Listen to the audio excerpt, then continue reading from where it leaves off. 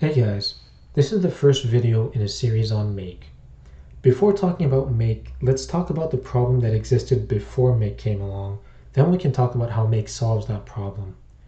After that, we'll discuss the basics of Makefiles and how they work, so that by the end of the video, you should understand the Makefile that you see on screen now, which is the Makefile that we'll write out from scratch together.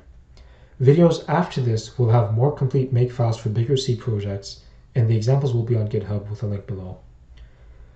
Let's say you have a command that you need to run on some files. It could be a command to compile some code, it could be an auto formatter, it could be something to rename or back up your files, or anything else you want.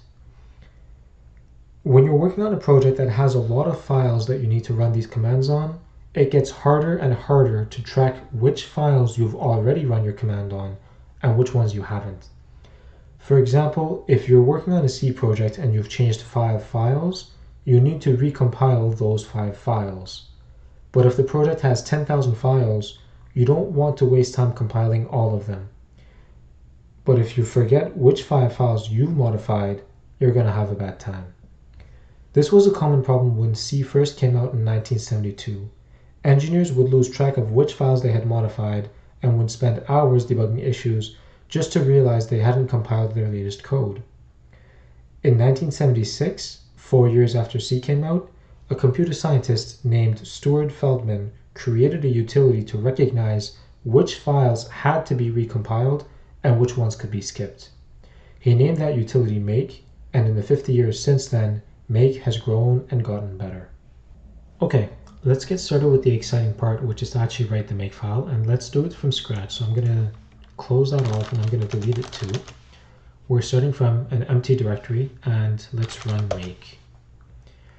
We see complaints about 2 things, no target specified and no Makefile found.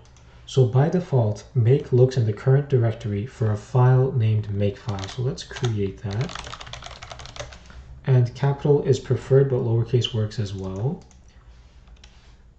And now if we run it, we see that it says no targets. So this file is an empty file, we just created it, and we want a target. So a target is part of a rule, and rules are the building blocks of Makefiles. Rules have a syntax where you start with the target name, which let's just go with target for now. Then you have a colon and your prerequisites. So this is going to be other targets that you depend on. And on the next line, you have a tab and a recipe. And the recipe is a shell command. So the assumption is that your recipe is going to create a file that has a name that matches this target over here. And your recipe, directly or indirectly, but somehow depends on these prerequisite targets or files having been created. And if any of these prerequisites have been updated more recently than your target, then your recipe needs to be rerun for your target to be recreated and be up to date. So let's try a real world example, and let's do a simple hello world and not put in a prerequisite for now, but let's just echo hello world. Now if I run Make, by default it always chooses the first target, and if we run it, we see that we see both the recipe being printed and the result of that, and we see hello world. If we run it again, we don't have a file named hello world, so it runs this one more time, and it runs that every time. Let's fix that. So let's actually create a file here, and now if we run it, it created that file, and if we run it again, it says it's up to date. We don't need to create that file anymore because this file already exists. This target has been built already. But what happens if we have dependencies, if we have prerequisites? Let's try that. Let's add 2 prerequisites, hello.txt and world.txt. Now, if we run Make one more time, what's going to happen is by default, it's still going to choose the first target, and it sees that this exists, but it's also going to look at these prerequisites. These 2 files, they don't exist, so these have to be created first. And it's going to run these 2 commands, then it's going to come back and run this command. Now, logically, we do want to depend on these 2 files, so I'm just going to change this echo to be cat, just for, peace of mind that we're doing things the right way.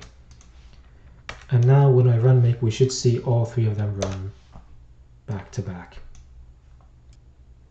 Alright, so what happens if we run make again? It says HelloWorld.txt is up to date. And let's try it with the other two targets. So let's try with hello.txt. And we can just add the second target after it. World.txt as well. It says everything is up to date because all of these files exist, and HelloWorld.txt is newer than HelloWorld.txt is newer than hello.txt and world.txt. But what happens if one of these prerequisites has been updated more recently than this target? So let's change world.txt to have Mars instead of world. And now if we look at the modified times, we see that this one has been modified more recently than hello.world.txt. So if we run make now, it reruns this part only because these two files already exist. This one does too, but it is outdated. It is old. It is older than world.txt, so it has to be rerun. Keep in mind that we see minute accuracy here, but make sees down to maybe nanoseconds on ext4 file. So don't worry if you created two files back to back and they're going to have similar timestamps. Yeah, no, make is going to know which order they were created in. So to recap, rules are the building blocks of Makefiles. We have 3 rules here, and rules have 3 parts to them. They have the target, the recipe, and the prerequisites. The target is the file that you want to build. The recipe is the shell command that you use to build the target. And the prerequisites are other targets that you need, that your recipe needs to be able to run properly. Your target is rebuilt if it doesn't exist or if it's older than your prerequisites. Now, finally, before we close off, let's take a quick look at the documentation.